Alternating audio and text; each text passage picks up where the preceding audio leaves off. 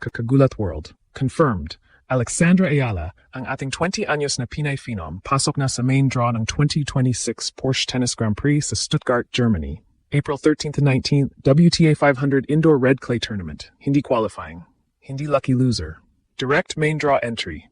She replaces Olympic champion Qinwen Zheng, who withdrew due to injury. Ginulat niya ulit ang buong tennis world. Fresh mula sa kanyang straight sets demolition ng Austria's hometown hero sa Linz, ngayon ay biglang nasa elite field kasama si Aryna Sabalenka, Elena Rybakina, Coco Gauff, at Iga Swiatek.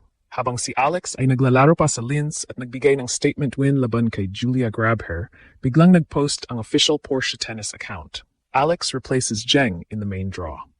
Si Qinwen Zheng, ang Olympic gold medalist at top 10 player, ay kailangang mag-withdraw dahil sa injury. Sa halip na mag-qualify pa si Alex na orihinal niyang plano bilang WTA number 46, diretso na siya sa 28-player main draw.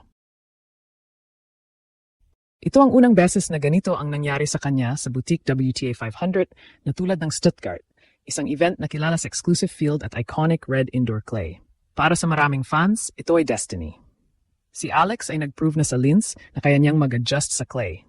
Ngayon, bonus entry na ito ay nagbibigay ng dagdag na ranking points at exposure ng walang qualifying grind. Tournament organizers mismo ang nag-welcome sa kanya ng buong-buo. Patunay na ang Ayala effect ay umabot na sa Germany.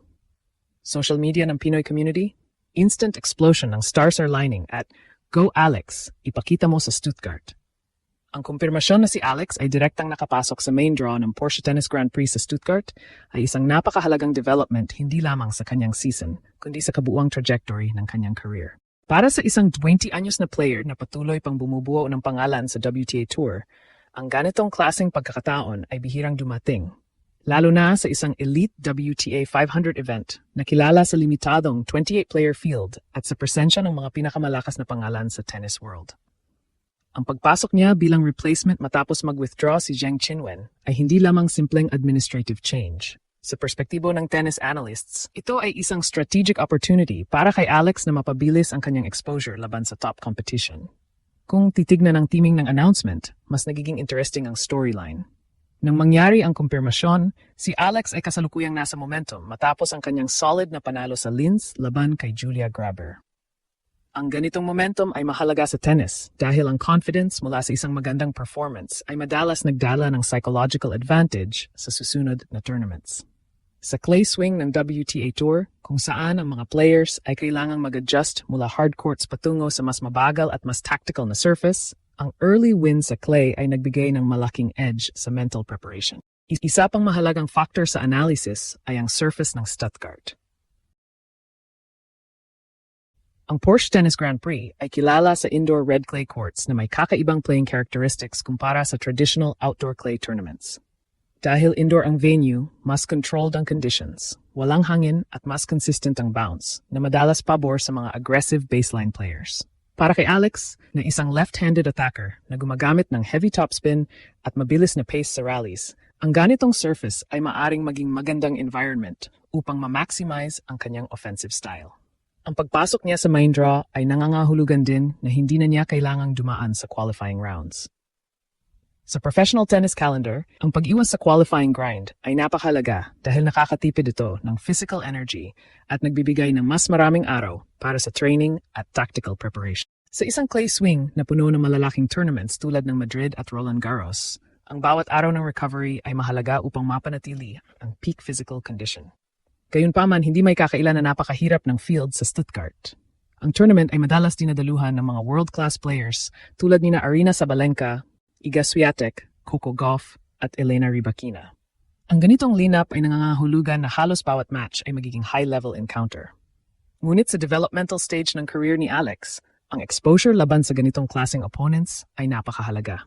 Hindi lamang ito tungkol sa panalo o talo. Ito ay pagkakataon upang masubukan ang kanyang tactical adjustments laban sa iba't ibang playing styles na kinakatawan ng top players sa tour. Mahalaga ring tandaan ang epekto ng kanyang training background sa Rafa Nadal Academy.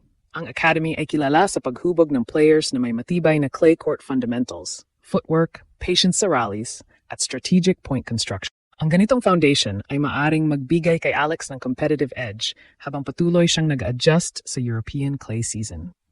Sa edad niyang 20, ang pagkakaroon ng ganitong klaseng developmental environment ay nagpapakita na ang kanyang progression ay naka-align sa long-term growth sa tour. Sa kabuuan, ang main draw entry ni Alex sa Stuttgart ay higit pa sa isang simpleng tournament appearance. Ito ay indikasyon na ang kanyang trajectory sa WTA circuit ay patuloy na tumataas. Ang pagkakataong makipagsabayan sa elite field sa isang prestigious clay event ay maaring magsilbing mahalagang hakbang sa kanyang transition mula promising young talent tungo sa isang regular contender sa pinakamalalaking tournaments ng tour. Para sa Philippine tennis, ang ganitong development ay isang malinaw na senyales na ang presensya ng bansa sa global tennis stage ay patuloy na lumalakas. Stuttgart Porsche Tennis Grand Prix ay hindi ordinaryong WTA 500. Ito ang boutique event na may malaking prize money, Porsche car para sa champion, at indoor clay na sikat sa buong mundo. Dati si Alex ay nasa qualifying draw lang dahil sa 28 slot limit at mataas na cutoff. Pero ngayon, direct main draw, malaking leap mula sa kanyang number 46 ranking. Ito ay patunay ng kanyang recent form.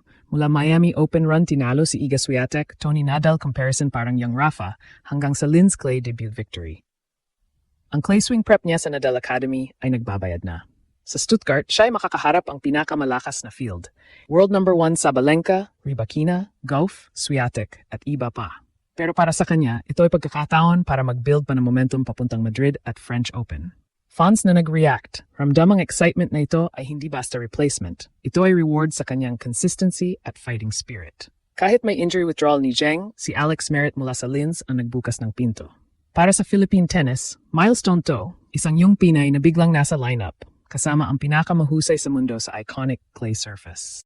Ang Porsche Tennis Grand Prix ay indoor red clay na sikat sa mabilis na pace at high-level play.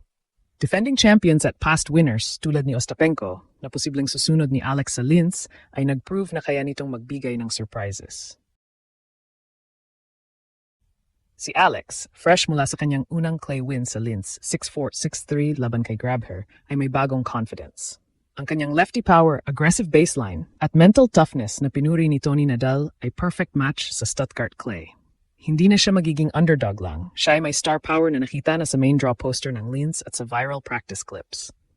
Ang field, stacked with top 10 stars, pero para kay Alex, ito ay pagkakataon para mag-collect ng mahalagang points at ipakita ang kanyang growth sa clay. Maraming Pinoy fans ang nag-share ng pride. Ang batang ito mula Quezon City ay patuloy na nag-aangat ng bandera sa Europe. Mula Dirndl Night sa Linz hanggang possible Porsche car sa Stuttgart, ang kwento niya ay nagiging mas inspiring araw-araw. April 13th night ang Stuttgart. Pagkatapos nito, direktang Madrid WTA 1000. Ang main draw entry na to ay nagbibigay ng mas mahusay na prep at recovery time. Kung magtatagumpay siya rito, mas tataas ang ranking at mas malalim ang run papuntang French Open.